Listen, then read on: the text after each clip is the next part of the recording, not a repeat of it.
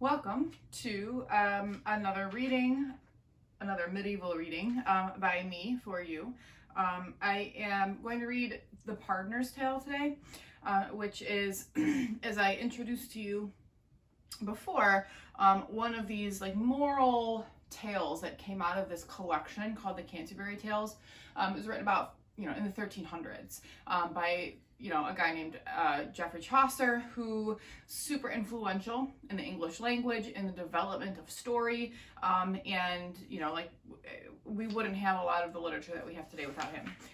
So we're going to read The Pardoner's Tale today, and think about the lesson that is being taught to us here, like what are we supposed to learn, and then analytically, the goal of this is to build our analysis skills. So analytically, we're going to think about the choice that Geoffrey Chaucer makes by having like a character narrate the story.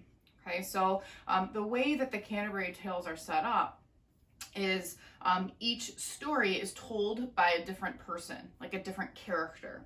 And there's all sorts of characters. There's a ton of these tales.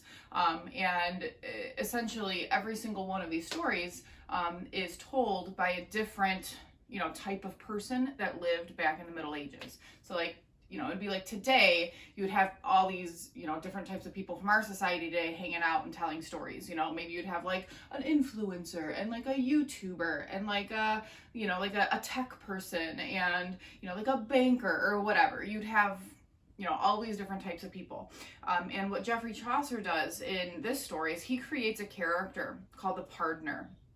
And in medieval times, there were representatives of the Catholic Church. And, one of these types of representatives of the Catholic Church was called like a pardoner. And his job was basically just to go around and forgive people for their sins. And a good way to do that was to slide him some money. And so the character that Geoffrey Chaucer is creating here, the pardoner, he is very corrupt. He knows that he can use his position of power to get money. He knows that he can exploit people. As we kind of mentioned in the Middle Ages, it was like death was everywhere. You're just kind of like waiting for it, essentially. There's disease and war and famine and, all sorts of stuff, like the Black Plague running through. It is not a great time to be alive, for sure. And so, the prospect of death everywhere is scary to people. And the Catholic Church exploited it, for sure. And a lot of these individual guys, knew that people were afraid and that they could use that to their advantage. And the pardoner is one of those. So this character, how the story is set up, if we're looking structurally, there's a little prologue. So our pardoner is going to talk about himself. This is the narrator. So the cool thing that this story does, one of the strategies or techniques, is that the narrator isn't the author. The narrator is a character who is telling a story. Okay, so it's kind of a really cool way to to get a message across. All right, the author, Geoffrey Chaucer, is using this technique to make an impact and to help us learn this lesson. He's creating a character to be the narrator of his story. So the first part of the text is going to be this character, the pardoner, talking about his job. And then that's going to lead him in to his story. Okay? So we're going to read that together, and then I'll read you his prologue, and then we'll get into the actual tale. So the person speaking this entire time is going to be this character called the pardoner, this very greedy, holy man, representative of the Catholic Church, who is not a very nice guy. And the narrative is kind of set up to where you have all these different people who are gathered together telling stories. So he's going to tell all these people. He has an audience, all right? He's like, hey, I'm going to tell you guys a story. So he is going to introduce himself to all of these people, and then he's going to tell all of these people his story. So he's kind of speaking to an audience here, all these other characters who are also telling stories. My lords, he said, in churches where I preach, I cultivate a haughty kind of speech and ring it out as roundly as a bell. I've got it all by heart, the tale I tell. I have a text. It is always the same, and it always has been since I learned the game. Old as the hills and fresher than the grass, radix malorum et cupiditas. This phrase, by the way, radix malorum et cupiditas, it's Latin for greed is the root of all evil. So the pardoner opens up his introduction of himself and his story by saying, I base all of my sermons and my whole image off of telling people that greed is bad. Then, priest-like in my pulpit with a frown, I stand, and when the yokels have sat down, I preach, as you have heard me say before, and tell 100 lying mockeries more. I take great pains, and stretching out my neck to east and west, I crane about and peck, just like a pigeon sitting in a barn. My hands and tongue together spin the yarn, and all my antics are a joy to see. The curse of avarice and cupidity is my sermon, for it frees the pelf. Out come the pence, and specially for myself, for my exclusive purpose is to win, and not at all to castigate their sin. Once dead, what matter how their souls may fare? They can go blackberrying for all I care. Believe me, many a sermon or devotive exordium issues from an evil motive. Some to give pleasure by their flattery and gain promotion through hypocrisy, some out of vanity, some out of hate, or dare not otherwise debate. I'll put my discourse into such a shape, my tongue will be a dagger, no escape. For him from slandering falsehood shall there be, if he has hurt my brethren or me. For though I never mention him by name, the congregation guesses all the same, from certain hints that everybody knows. And so I take revenge upon our foes, and spit my venom forth, while I profess holy and true, or seeming holiness. So before we finish this, I just want to point out to you, this guy is basically talking about how he projects an image that is absolutely not true, right? If we think about, modern people who do this, people like influencers, people on Instagram that fake a whole life to get money. They fake stuff. They put out a certain image that they want to cultivate. They want to make themselves seem a certain way. That's exactly what this guy is doing too. He's just doing it with the blessings of the Pope.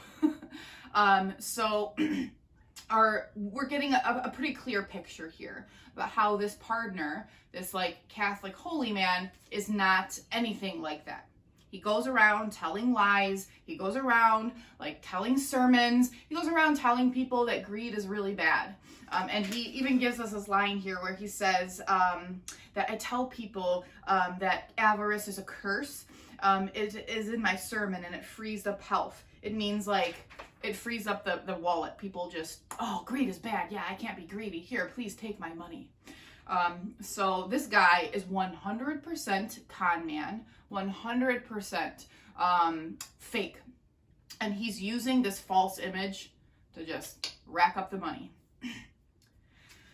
But let me briefly make my purpose plain. I preach for nothing but for greed of gain, and use the same old text as bold as brass, radix malorum et cupiditas. And thus I preach against the very vice I make my living out of, avarice. And yet, however guilty of that sin, myself with others, I have power to win them from it, and I can bring them to repent. But that is not my principal intent. Covetousness is both the root and stuff of all I preach, and that ought to be enough. Well, then I give examples thick and fast from bygone times, old stories from the past. A yokel mind loves to hear stories from old, it being the kind it can repeat and hold. What? Do you think as long as I can preach and get their silver for the things I teach, that I will live in poverty from choice? That is not the counsel of my inner voice. No, let me preach and beg from church to church, and never do an honest job of work. No, nor make baskets like St. Paul to gain a livelihood. I do not preach in vain. There's no apostle I would counterfeit. I mean to have money, wool and cheese and wheat, that were given me by the poorest lad, or poorest village widow, though she had a string of starving children all agape. No, let me drink the liquor of the grape, and keep a jolly wench in every town. But listen, gentlemen, to bring things down to a conclusion, would you like a tale? Now, as I've drunk a draught of corn-ripe ale, by God it stands to reason I can strike on some good story that you all will like. For though I am a wholly vicious man, don't think I can't tell moral tales. I can. Here's one I preach when out for winning. Now, please be quiet. Here is the beginning. Okay, so what the structure of this text does is it introduces us to this character. All right, so we get to meet this man, this partner, who is going to tell us a story. And he, in this whole little prologue, he talks about how he is fake, how he uses his position to get money, and he doesn't care about it. Like, he's like, I'm not in this for saving souls. Who cares? They're gonna be dead. Like, what does it matter if they go to heaven or hell? Like, that doesn't matter to me. So he is 100% using his job to fuel his greed. And he knows that he can do it. He knows that these poor, he calls them yokels. You know, they're just like local, like, you know, country bumpkins, essentially. So he goes to all these little villages with all these like dumb, you know, kind of like country folk, and tells them stories, tells them, hey, don't be greedy. Pass up your money to me. You don't want God to think that you're greedy. I'll take on the burden of your money. And I mean, this is like 100% people like begging online, and like thinking about like the falsehoods that we have in our own like society, you know, like the people that make money by being super fake and using their positions of power over people, and you know, they know it. So we meet this character. All right, he sets up himself and he's like, okay, I'm gonna tell you guys a story. I am greedy. I know it. I love money. I know it. I don't care about people. I use my position, you know, for gain for myself, but don't think that I can't tell you a moral story. So what the author does here is he sets up like the ultimate hypocritical character. The partner is greedy, and he's going to now tell us a tale about why greed is bad. That's going to be the moral lesson. We don't even have to figure it out. We know what it is. You know, he's telling it to us. He is explicitly stating it to us. This is a really powerful choice too. And he does it with that Latin phrase. He says, radix malorum et cupiditas. Greed is the root of all evil. So we're going to think about whether we agree with that or not. But I'm going to read you the story. All right. I'm going to stop like 2 times throughout the tale to just kind of clarify some things for you. And then you'll get, I think, like the clear picture of not only like the moral, but also the neat, like kind of innovative structure that Geoffrey Chaucer used here to teach it to us. All right, because that's our big question. Remember, our big question is always like, how does the author teach it? What choices does the author make to help us learn? And this one, he uses an interesting character to narrate the story.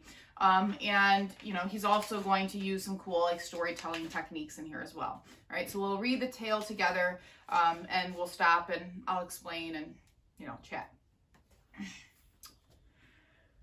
It is of 3 rioters that I have to tell, who long before the morning service bell were sitting in a tavern for a drink. And as they sat, they heard the handbell clink before a coffin going to the grave. One of them called the little tavern knave and said, "Go and find out at once, look spry, whose corpse is in that coffin passing by, and see you get the name correctly too." "Sir," said the boy, "no need, I promise you. 2 hours before you came here I was told he was a friend of yours in days of old, and suddenly last night the man was slain upon his bench face up, dead drunk again.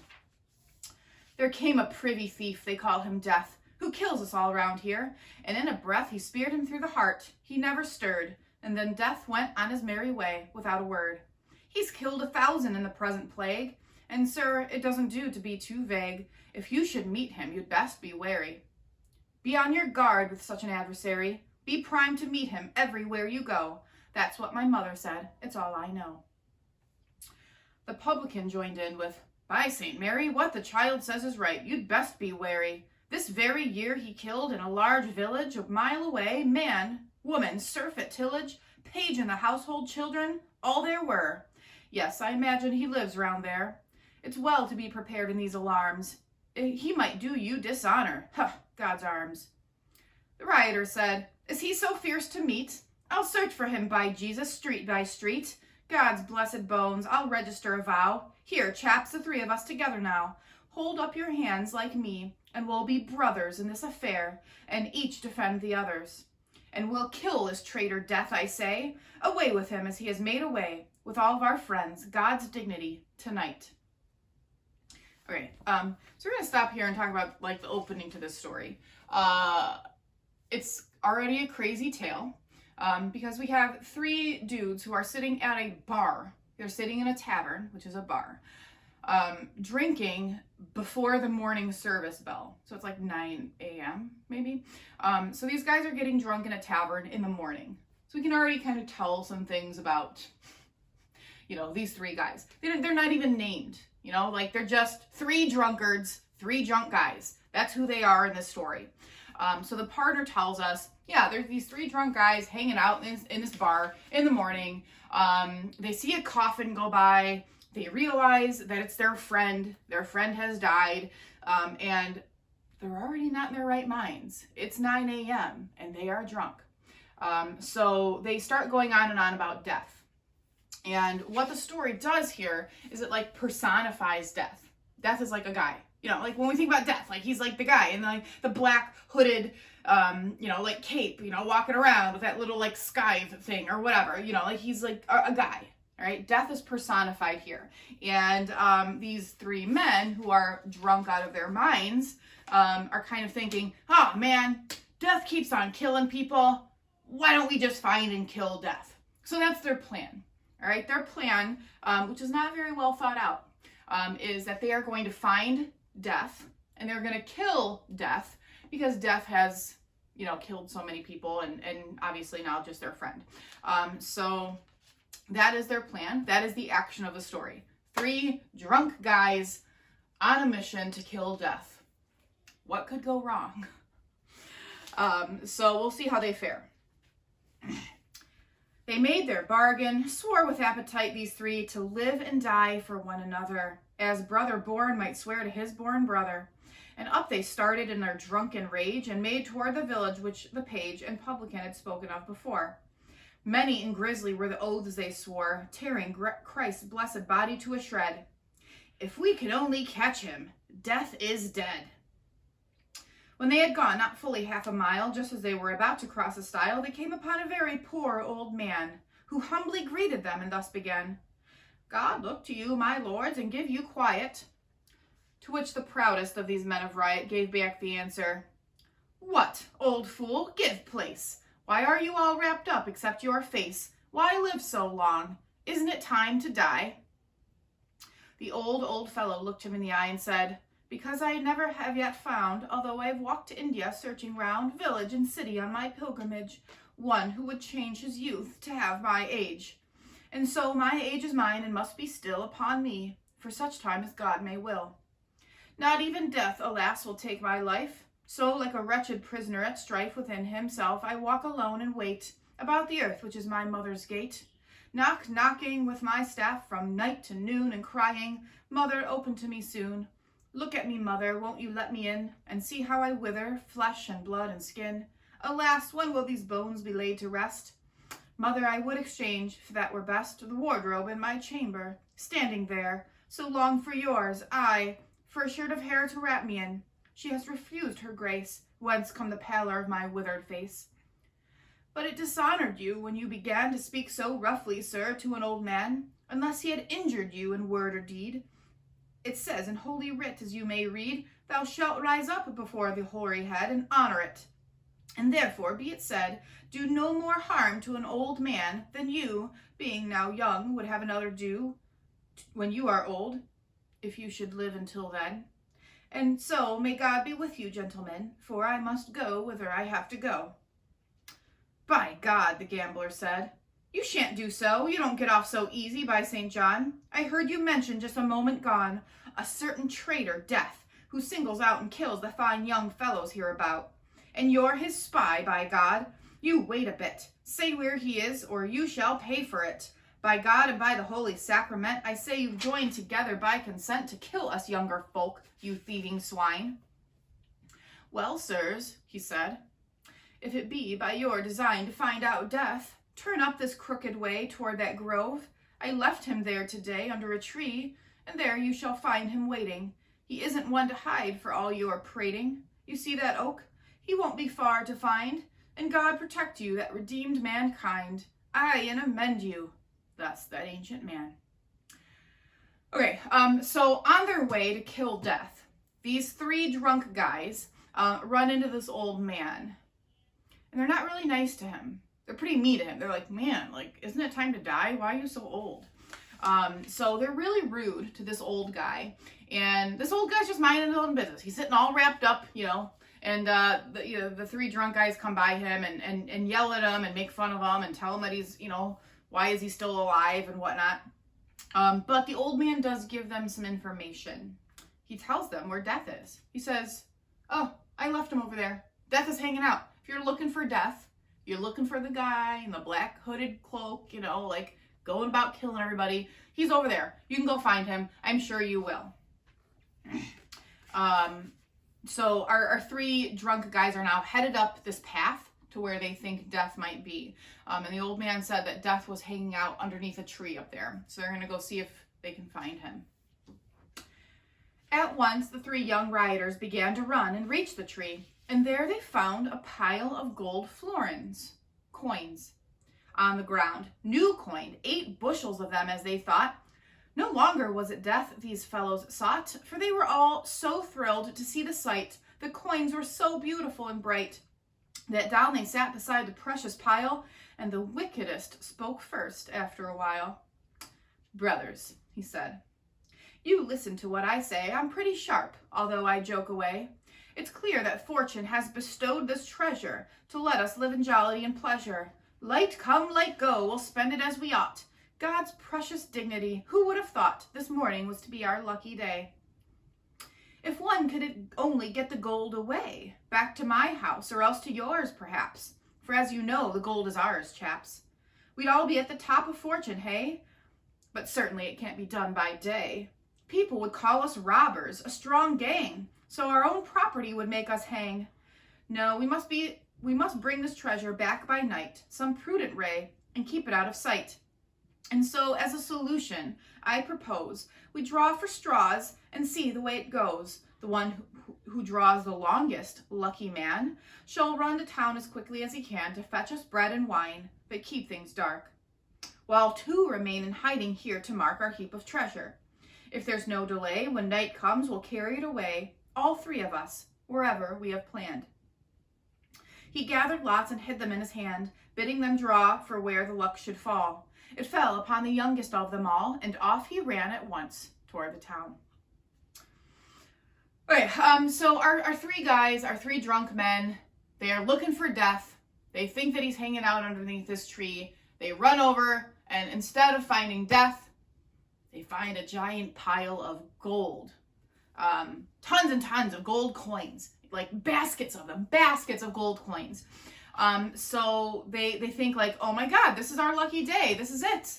This is, I don't have to work another day in my life. Like I have mountains and mountains of gold. And it's all for the 3 of us. All right. I want you to remember at the very beginning of this story, the 3 drunk guys were all like, we're best friends. We're going to live and die for one another. We're like brothers. They swore these oaths that they were, like best buddies, through and through, best friends till the end. We're brothers. Now there's been a pile of gold, like put directly in front of them. So they come up with this plan, and the plan is they can't take the gold away. Like if they just start like hauling baskets of golden coins around, that's going to look pretty suspicious. So they can't haul the gold away during the daytime. People are going to see like mountains of gold and be like, where'd you get that? So they have to do it by night. And the problem is it's the morning, so they have all day to wait. So, their plan is we're going to send one of us off to town. He'll buy us, some wine and some bread. Lord knows we need to keep drinking. So they're going to send the 3rd guy in for supplies to hold them off, until nighttime. And then when night approaches, the 3 of them can then cart the gold off and take it home. As soon as he had gone, the first sat down and thus began a parley with the other. You know that you can trust me as a brother.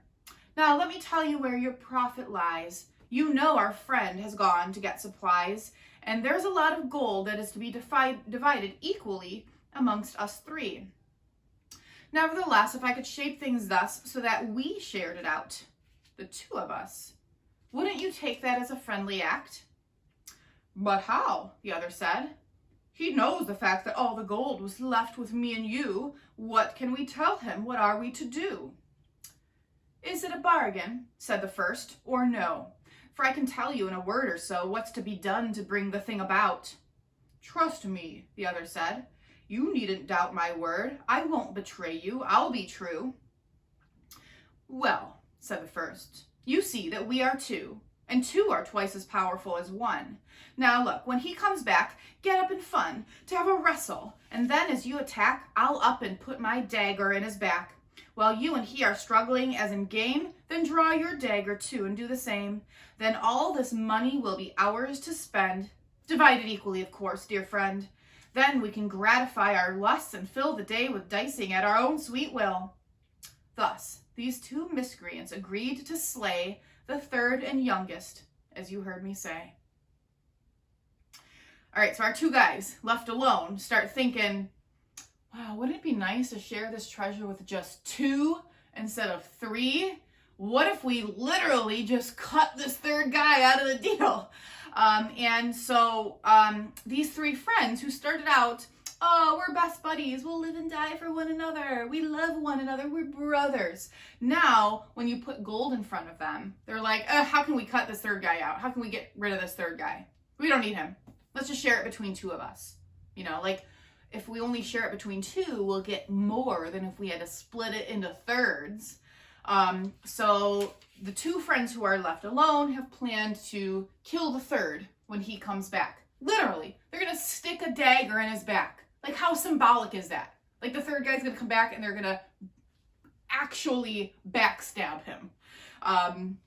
So we'll see how that turns out for this third one. The youngest, as he ran toward the town, kept turning over, rolling up and down within his heart the beauty of those bright new florins, saying, Lord, to think I might have all that treasure to myself alone. Could there be anyone beneath the throne of God so happy as then I should be? And so the fiend, our common enemy, was given power to put it in his thought that there was always poison to be bought. And with that poison, he could kill his friends. To men in such a state the devil sends thoughts of this kind, and he has a full permission to lure them on with sorrow and perdition. For this young man was utterly content to kill them both, and to never repent. And on he ran, and had no thought to tarry, came to the town and found an apothecary, and said, sell me some poison if you will. I have a lot of rats I want to kill, and there's a polecat too about my yard that takes my chickens, and it hits me hard. But I'll get even as is my right, with vermin that destroy a man by night. The chemist answered, I've a preparation which you shall have, and by my soul's salvation, any living creature eat or drink a mouthful, ere he has the time to think. Though he took less than might makes a grain of wheat, you'll see him fall down dying at your feet. Yes, die he must, and in so short a while, you'd hardly have the time to walk a mile. The poison is so strong, you understand. This cursed fellow grabbed into his hand the box of poison, and away he ran into a neighboring street and found a man who lent him 3 large bottles. He withdrew and deftly poured the poison into 2. He kept the third one clean, as well he might, for his own drink, meaning to work all night, stacking the gold and carrying it away. And when this rider, this devil's clay, had filled his bottles up with wine, all 3, back to rejoin his comrades, sauntered he. Okay, so our third guy is in town and he's thinking, man, wouldn't it be nice to not have to share this with anybody and have it all for myself? And so when he's alone, he's kind of thinking, why don't I just get rid of my 2 friends? Then I don't have to share the gold with anybody. It can all be mine. So his plan is poison, and he gets these 3 bottles. So he has 3 bottles. He pours poison into 2 of them. He keeps the third one, like, you know, he's filling up with wine. He's going to need some wine. This man is going to need some wine to drink when he's stacking up all of his gold. after he's murdered his friends. So he brings the 3 bottles. 2 of them have poison. He brings them back, with the bread to his friends who are waiting for him. Now we know, as the audience, this is dramatic irony, and the author is doing this in a really powerful way. We know that this 3rd guy is coming back to be stabbed. That the other 2 are waiting to jump on him and stab him. But the 3rd one is walking back unaware. And we also know that the 3rd one has these bottles of poison. So it is gonna be an ugly scene, for us as the audience, as the listeners, if we're thinking about these choices, doing this whole dramatic regroup, where you got 2 guys with knives behind their backs, and you got 1 guy with poisoned wine behind his back. This is an exciting, engaging way to keep us as the audience, into the story here. Why make a sermon of it? Why waste breath? Exactly in the way they planned his death, they fell on him and slew him, 2 to 1. And then the first of them, when this was done, said, "Now for a drink. Sit down and let's be merry, for later on there'll be the corpse to bury." And as it happened, reaching for a sup, he took a bottle full of poison up, and his companion, nothing loath, drank from it also, and they perished both.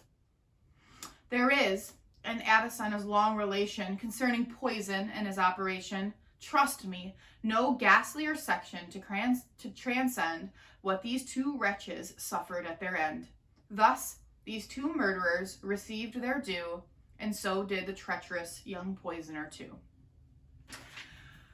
Okay, so our partner here, he is the character narrating the story, and he is telling us greed is bad. And we get it pretty loudly and clearly by the end. 3 best friends who swore oaths to one another, that they loved one another, that they were best friends to the end. You put some money in between them, and it tears them apart.